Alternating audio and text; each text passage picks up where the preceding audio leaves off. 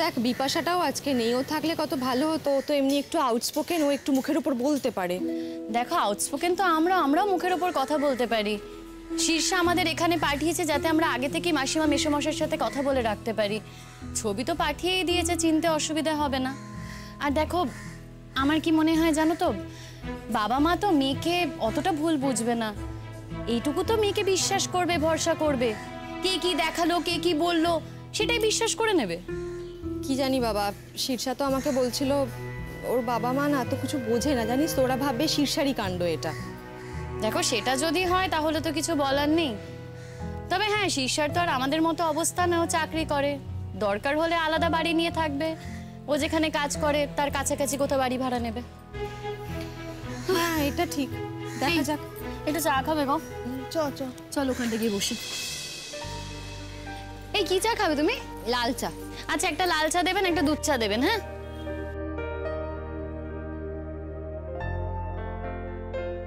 না মানে বলছি, যদি কোনো ডিসিশন নিতে হয়, নিচ্ছ না কেন গো? মেয়েটাও তো বড় হচ্ছে, এরপরে তো ঝামেলা বাড়বে, কমপ্লিকেশন বাড়বে।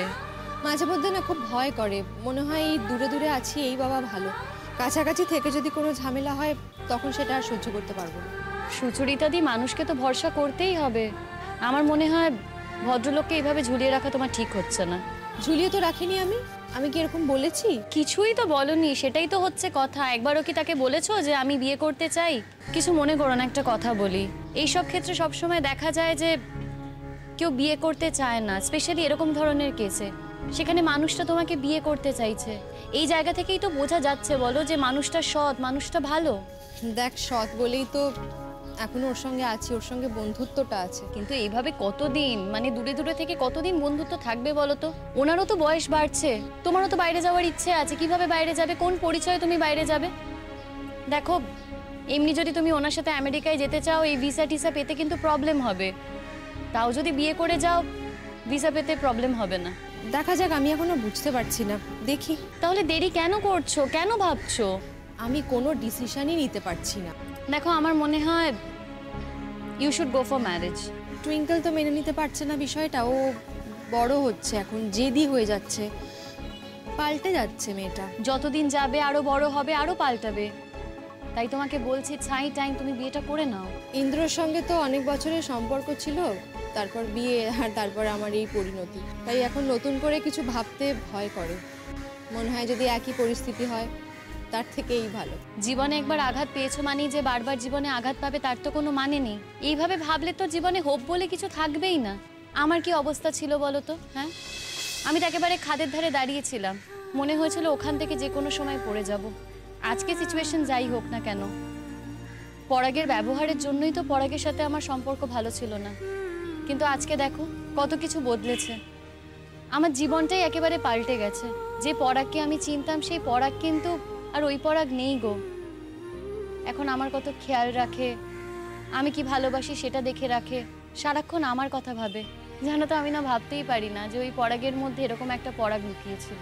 এই সব কিছু হয়েছে কিন্তু তোর জন্য, এটা তো অস্বীকার করার কোনো জায়গাই নেই। তোর সহ্য শক্তি, তোর ধৈর্য। হ্যাঁ সেটা যেই কারণেই হোক না কেন বদলেছে তো। আমি তো আজ সুখে সংসার করছি। আজ যদি আমি পুরনো কথা মনে রাখতাম, ওগুলো যদি ওভারকাম না করতে পারতাম, তাহলে কি আজকের দিনটা দেখতে পেতাম বলো? এটাই তোমায় বোঝানোর চেষ্টা করছি। সঞ্জয় মাঝে মধ্যেই অভিমান করছে, বলছে যে এইরকমভাবে সম্পর্কটা রাখার মানেটা কি। দেখো উনি তোমাকে অনার করছেন, উনি একটা সম্পর্কে যেতে চাইছেন। দেখো উনি তো চাইলেই তোমার সাথে মেলামেশা করতে পারতো, কিন্তু সেটা তো উনি করেননি বলো। উনি তো তোমায় বিয়ে করতে চাইছেন। আর এই যে তুমি আমেরিকা যাবে বলছো, কোনো সম্পর্ক ছাড়া তুমি কিভাবে যাবে? আসলে নিজে কিছু ঠিক করতে পারছি না, তো তাই জন্য ভাবলাম যে তোদের সবার সঙ্গে বসে একটা ডিসিশন নেব। আর এই মাঝখান থেকে শীর্ষার সমস্যাটা হয়ে গেল তো। দেখো শীর্ষা যে ঝামেলাটা হচ্ছে সেটা সময়ের সাথে সাথে মিটে যাবে। এটা তো ঠিক যে ওর সিচুয়েশন আমাদের মতো না, ওর কন্ডিশন কিন্তু আমাদের থেকে একটু বেটার, সেটা তো মানতেই হবে। দাদা তো আমার কাছে টাকা পায়, সেই টাকা আমরা দিতে যাব যখন, তখন সবাই মিলে একবার এই কথা তুলবো না। মানে তুমি যদি চাও তাহলেই বলবো। ঠিক আছে দাঁড়া, সব কিছু মিটে যাক। ও বলছিল একদিন তোদের সঙ্গে দেখা করবে, সবাই মিলে বসবো, তুই, শীর্ষা, বিপাশা, তারপর তোরা বলিস কি করা উচিত। আবার দেখো আমরা এক কথা বললাম, তুমি আবার সেই কাজটা করলে না, সেটা যেন না হয়।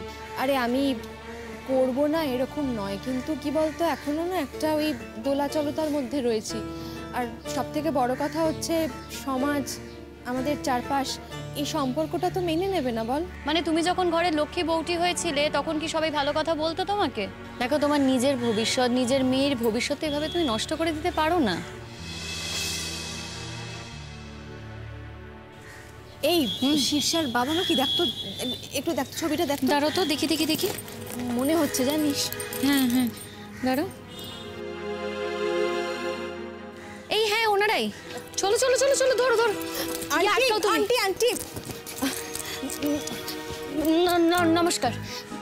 বলছি আমরা না শীর্ষার বন্ধু, আমি শিমুল আর আমি সুচরিতা। শীর্ষাই আমাদের পাঠিয়েছে আপনাদের সাথে কথা বলতে। হঠাৎ তোমরা কেন? বুঝতেই পাচ্ছেন কেন, আপনারা তো সবই শুনেছেন। শীর্ষার শ্বশুরবাড়ির লোকজন ওর হাজবেন্ড ওর নামে কুৎসা রটাচ্ছে। আশা করি আপনারা এই কথাগুলো বিশ্বাস করবেন না। অবিশ্বাস করার মতন কিন্তু বুঝতে পারছি না। দেখুন মিশুমশাই, আজকালকার দিনে এরকম ঘটনা না আকছার ঘটে। অন্য কারোর চেহারে অন্য কারোর মাথা কেটে বসিয়ে দেওয়া যায়, এইটা টেকনিক্যালি সম্ভব। ওর হাজবেন্ড এটা জানে, কিন্তু কেন যে মাথায় আসছে না সেটাই আমরা বুঝতে পারছি না। সেটাই। আপনি যদি আমাদের কথা বিশ্বাস না করেন, আপনি অন্য কাউকে জিজ্ঞেস করুন, দেখবেন তারাও একই কথা বলছে। অনেক কষ্ট করে লেখাপড়া শিখিয়েছি, ও নিজে চাকরিও করছে, ভালো ছেলে দেখে বিয়ে দিলাম। আর ওর শ্বশুরবাড়ির লোকেরা যদি আমাদের ডেকে কোনো খারাপ কথা বলে, সেটা কি শুনতে আমাদের ভালো লাগবে? দেখো, ওই কি বলছো, কার শরীর কার মুখ, এই ব্যাপারে আমি ঠিক জানি না, আমার ঠিক নলেজ নেই। ওই লোকেরা ওর নামেই বা এগুলো করছে কেন বলো তো? তা অনেক মেয়েরা তো চাকরি করে, আর কারণ আমি তো এরকম হয় না। দেখুন, কার হয় কার হয় না সেটা আপনারা কি করে জানবেন বলুন তো? হ্যাঁ, আজকে শীর্ষার এরকম ঘটনা ঘটেছে তাই আপনারা জানতে পাচ্ছেন।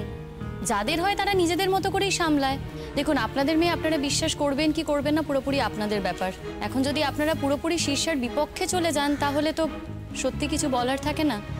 শীর্ষা তাই আমাদেরকে পাঠিয়েছে যাতে আমরা আপনাদের সাথে কথা বলে। তোমাদের নিয়ে ওর শ্বশুরবাড়িতে অনেক আপত্তি আছে, তোমরাই তো ওকে উস্কাও, ওকে নিয়ে পাড়ার মধ্যে টহলদারি করো। এরকম কিন্তু কিছু হয় না আন্টি। দেখুন, আমরা একই পাড়াতে থাকি, আমাদের চারজনের একই পাড়াতে বিয়ে হয়েছে, সেই সূত্রেই আমাদের একে অপরের সঙ্গে আলাপ হয়ে গেছে, বন্ধুত্ব হয়ে গেছে।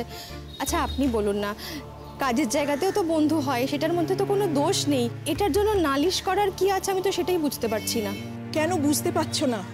মেয়েকে বিয়ে দিয়েছি, ওর শ্বশুরবাড়ি থেকে যেরকম নিয়মে ওকে চলতে বলবে ওকে তো সেরকম চলতে হবে নাকি? মাসিমা কিছু মনে করবেন না, মেয়ের বিয়ে দিয়েছেন তো কি হয়েছে? মেয়েকে মানুষ করেননি, তাকে লেখাপড়া শেখাননি, তাকে তো বড় করেছেন, সে তো এখন চাকরি করে, আর সে না সংসারে কন্ট্রিবিউটও করে। আপনাদের একটা কথা বলি, দেখুন একবার ওর শ্বশুর বাড়িতে গিয়ে হম্বিতম্বি করুন, গিয়ে উল্টো কথা বলুন, বলুন যে হ্যাঁ ঠিক আছে, আমাদের মেয়েকে বাড়ি নিয়ে আসবো, ওকে ডিভোর্স করিয়ে দেবো। দেখুন ওরা রাজি হয় কিনা। মাস গেলে টাকা দেয় তো, ও তো কন্ট্রিবিউট করে, তাই কিছুতেই ওরা মেনে নেবেন, এই আপনাদের বলে রাখলাম। মাস গেলে টাকা নেয়, কিন্তু বাড়ির বউয়ের ব্যাপারে খারাপ কথা বলতে ওদের কিন্তু একটুও বাচ্ছে না। নিজের স্বামী কি কোনোদিন বদনাম রটায় যদি ওর কাছে কোনো প্রমাণ না থাকে? বলছি মেসোমশাই, এরকম ঘটনা ঘটে। বাড়ির কোনো আত্মীয় স্বজন মানে কোনো যদি ইয়াং ছেলে মেয়ে থাকে তাদেরকে জিজ্ঞেস করবেন একবার, এরকম তো হয়। তার জন্য তো এসছি, এরকমই শ্বশুর বাড়ি থেকে ফোন এসছে, মন ধপধপ করছে। আপনারা ওকে বড় করেছেন, মানুষ করেছেন, জন্ম দিয়েছেন, তাই নিজের মেয়ের কথা বিশ্বাস করবেন নাকি তার শ্বশুর বাড়ির লোকেদের কথা বিশ্বাস করবেন যাদের কদিন চেনেন, সেটা আপনারা ঠিক করুন।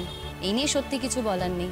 আর দেখুন, আপনার মেয়ের অবস্থা কিন্তু আমাদের মতো নয়, ও তো চাকরি করে, তাই ও যদি মনে করে যে ও কোনো অন্যায় করেনি, ও কিন্তু বাড়ি থেকে বেরিয়ে আসতে পারে।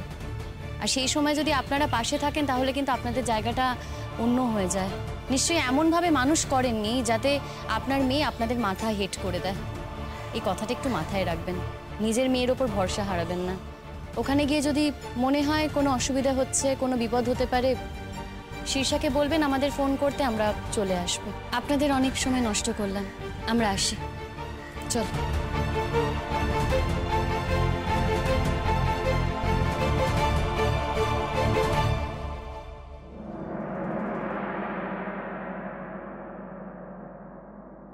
মা, মা, আর এগুলো রাখো না তুমি, শোনো না, তোমার জন্য একটা ভালো খবর আছে।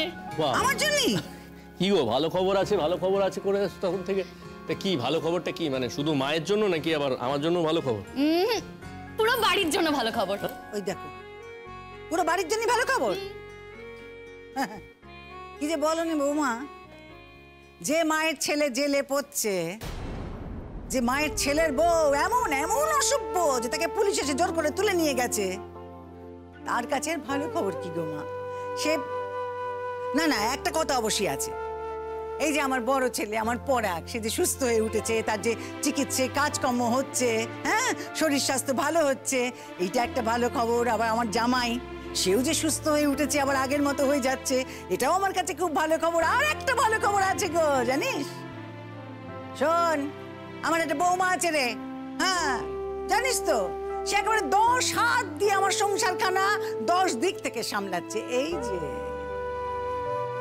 এইটি আমার কাছে সত্যিই ভালো খবর, আর এই জন্য আমি খুব সুখী। তবে ও বৌমা, কি বলছিলে নতুন করে কি ভালো খবর শুনি? হ্যাঁ মা, এত কিছু পেরিয়ে এসেছি, তারপরও জানো তো একটা ভালো খবর আছে। পলাশ বাড়িতে আসছে মা।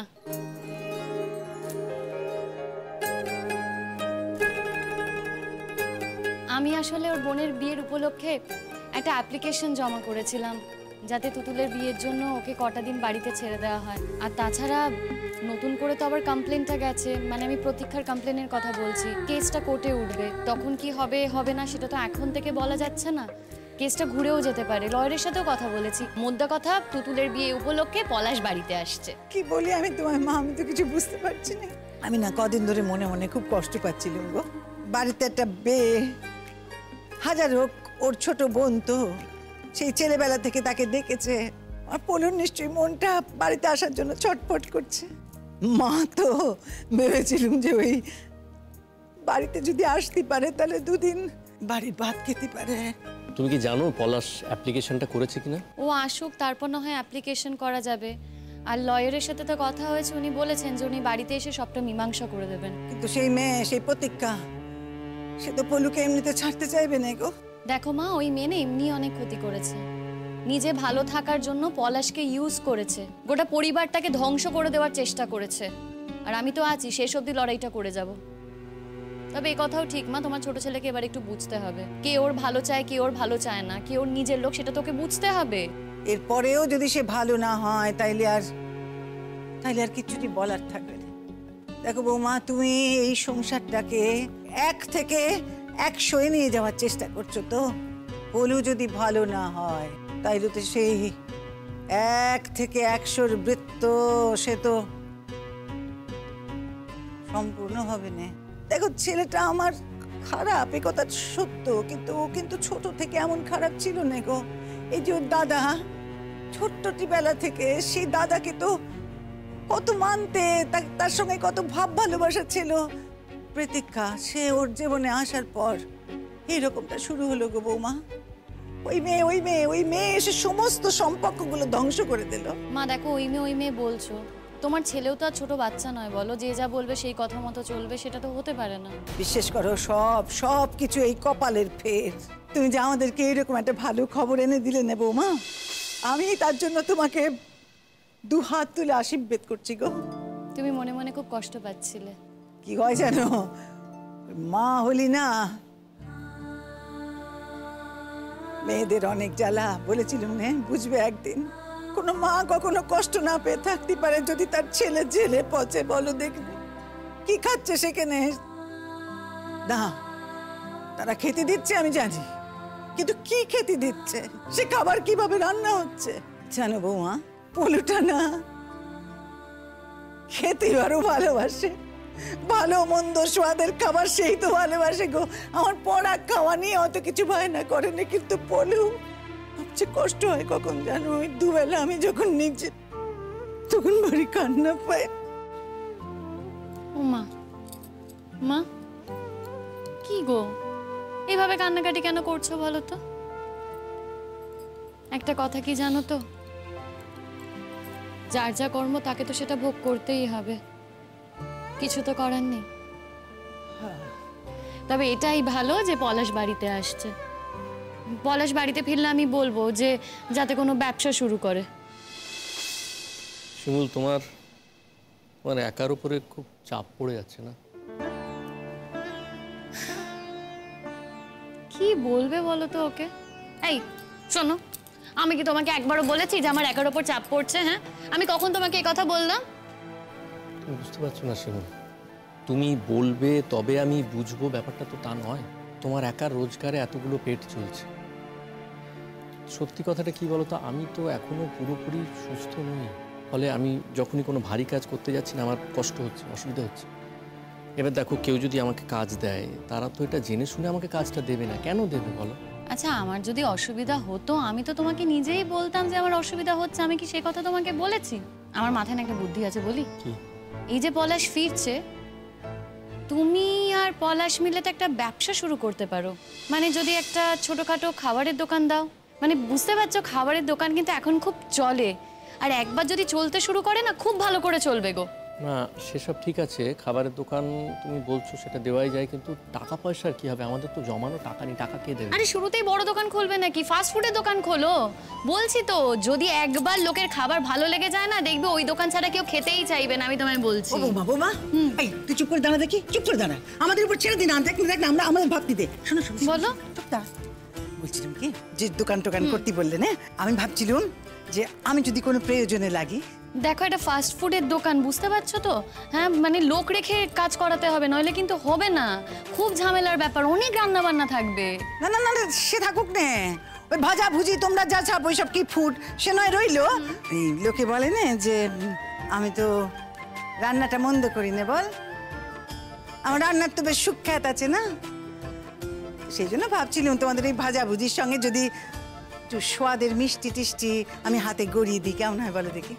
ভালোই হয়। তোমার যদি এখন এই বসে খাটতে ইচ্ছে করে খাটো, আমি আর কি বলবো বলো, আমার কিছু বলার নেই। ও কি কথা বৌমা, এতে খাটনির আছেটা কি? হ্যাঁ, এই সংসারের প্রয়োজনে যদি মানুষ লাগে না, সে আনন্দই আলাদা। মা, তুমি কি প্রয়োজনে লাগো না? কত কাজ করো বলো তো তুমি? আরে আরে আবার কি? কই কাজ? এখন তো সংসারে কোনো কাজ নেই। আমি তো স্কুলে বেরিয়ে যাই, সব তো তুমিই সামলাও। পুতুল দিকে খাবার দেওয়া, তীর্থদাকে খাবার দেওয়ার, এই যে তোমার ছেলে, তাকেও তো সময় মতো খাবার দিতে হয়, সেসব তো তুমিই করো, আমি তো থাকি না। শোনো, তোমারও কালে কালে বয়স হবে, এই খেটে খুঁটে থাকলে না শরীর টরীর ঠিক থাকে, বুঝলে? থাকতে দাও না আমায়। তো বোঝাই বলো মা, আমার যদি সম্ভব হতো না, আমি তোমার জন্য একটা রান্নার লোক রাখতাম।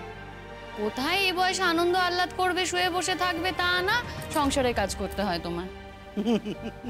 সংসারে তেমন কোনো কাজ নেই গো বৌমা, ওই খাটছি বলে ভালো আছি। না, তোমার শুয়ে বসে শখ আহ্লাদ করাই উচিত। না না শিমুল, ভুল করছো। মাকে না শুয়ে বসে কাটাতে বলো না। এই যে মা এখন কাজকর্ম করছে না, এই কারণে মা এখনো শক্ত সমর্থ আছে, হেঁটে চলে বেড়াতে পারছে। যেই শুয়ে বসে কাটাতে যাবে, হাজার রকম কমপ্লিকেশন সব শরীরে এসে জড়ো হবে। তবে হ্যাঁ, এটা ঠিক যে একজন হেল্পিং হ্যান্ড যদি মায়ের থাকে তাহলে সুবিধে হয়, এটা ঠিকই। মা দেখো, আমি যদি আজকে তো পারছি না, আমি যদি একটু রোজগার করতে পারি, আমি চেষ্টা করব তোমার জন্য একজন সহায়িকার ব্যবস্থা করা। সে তোমাকে একটু হাতে হাতে হেল্প করবে, একটু কাজকর্ম এগিয়ে দেবে, এই আর কি। বাদ দিত কেন আমার কথা রাখ। আমি না তোমাদের দুজনকে একটা কথা বলবো ভাবছিলাম, বলতে পারি, আবার ভাবছিলাম যে তোমরা যদি কিছু ভাবো অন্যভাবে নাও আর কি। তুমি এমন কি কথা বলবে যেটা তোমার মনে হচ্ছে যে আমরা কিভাবে নিতে পারি? মা, তোমার মনে যেটা আছে বলো তো, কি বলতে চাইছো? মানে আমি ভাবছিলাম, তীর্থ সে তো এখন অনেকটা সেরে উঠেছে, এ কথা ঠিক, কিন্তু তাকে তো তার শরীরের জন্য নানান নিয়ম কানুন এসবের মধ্যে থাকতে হচ্ছে না। তাকে যদি তার বাড়িতে ফিরে যেতে হয়, ওই বৌদি আছে তার উপর নির্ভর করতে হবে, আর সে তখন তাকে কথা শোনাবে, মুখ জুক করবে। তাই আমি ভাবছিলাম যে ওরা দুজন যদি এখানেই থেকে যায় আর কি। না মানে আমি বলছিলাম যে পুতুলও বারবার করে বলছিল, জানো তো বৌমা, ও মা আমি ওখানে যাবো না, আমি ওখানে যাবো না, আমার যা আমাকে খুব মুখ জুক করে। সেই তুমি এত কিন্তু কিন্তু কেন করছো বলো তো মা? আমিও তো সেটাই চাই যে পুতুল দিয়া তীর্থদা এখানে থাক। আমি এই কথাটাই তোমাকে বলবো ভাবছিলাম। কিন্তু শিমুল, তুমি যে বলছো, তুমি ভেবে বলছো, মানে আরো দুজন লোক এখানে এসে উঠবে, মানে তাদেরও তো একটা খরচা, সেই খরচাটা তো বেড়ে যাবে, সেটা তো তোমাকেই সামলাতে হবে। তুমি ক টাকাই বা রোজগার করো বলো? ঠিক পারবো, বুঝেছো? হ্যাঁ, এত ভাবার কিছু নেই। দেখো, যদি 5টা পেট চালাতে পারি, 7 জনকেও ঠিক খাওয়াতে পারবো, হবে না মা বলো? ও বৌমা, অত ভাবছো কেন গো? আমারও তো পেনশনের টাকাটা আছে না, সেটাও তোমার হাতে থাকবে। তীর্থ কিন্তু এমন ছেলে নয় যে সে বসে বসে খাবে, সে ঠিক একটা কিছু কাজ জুটবে, আমি জানি। সে ভারী মানি লোক। তীর্থদা ঠিক রোজগার করবে, সেটা আমি জানি। তবে কি বলতো, এখনো তো পুরোপুরি সুস্থ হয়নি, একটু কটা দিন সময় দিতে হবে। কিন্তু ও মা, রাজি তোমাকেই করাতে হবে। আমার মনে হয় তুমি বলো তাকে, তুমি বললে সে ঠিক মেনে নেবে। আচ্ছা বেশ, তুমিও যাবে আমিও যাবো, আমরা দুজন মিলে না হয় তীর্থদার সাথে কথা বলবো। আর পুতুলদিরও খুব ভালো লাগবে জানো তো। সত্যি তো বলো, পুতুলদি বেচারি যদি ওখানে যায় কি করে সবটা সামলাবে? এতদিন তীর্থদা সুস্থ ছিল, পুতুলদিকে দেখে রাখতো, তার মধ্যে আবার ওরকম একটা বৌদি আছে, মুখ ঝুঁক যদি করে, তার থেকে এই ভালো পুতুলদি আর তীর্থদা এখানেই থাকুক। তুমি বলবে তো? পরাগ, কিছু বলবি না তুই? আমার আর কি বলার আছে বলো, আমাদের তো ওই একটিমাত্র দিদি, তো সেই যদি আমাদের এখানে থাকে সে তো ভালোই হয়। এমনি তো সে অসুস্থ, আমাদের চোখের সামনে থাকলে ভালোই হবে। সবই তো হলো, শুধু ভাবছি যে ওই তুমি যে বললে না পলু ফিরবে, তো এই শেষের দিকে আবার দিদিকে মোটে সহ্য করতে পারতো না। পলু ছোটবেলায় এমন ছিল না গো, এমন ছিল না। পরাগকে জিজ্ঞেস করো, ছোট্ট ছিল যখন, তখন না পলু পুতুলের হাত ধরে ধরে ওই পাড়ার মণ্ডপে মণ্ডপে দুর্গা ঠাকুর ডাকাতে নিয়ে যেত। তবে হ্যাঁ, আর একটা কথা এবার আমি মনে মনে ঠিক করে নিয়েছি, আমি পুতুলকে আর ঘরে বসে থাকতে দেবো না বৌমা। মেয়েটা অত ভালো গান গায় বলো দেখি, সেই রকম প্রতিভা কি নষ্ট করা যায়? হ্যাঁ, ও যেমন যেমন তুমি বলছো যেখানে যেখানে গিয়ে গাইছে, ফাংশন টাংশন সবখানে গিয়ে পুতুল গান গাইবে, তাতে তো খানিকটা রোজগারও হবে না? তুমি বেকার এত টাকা পয়সা নিয়ে ভাবছো, অত চিন্তা করো না।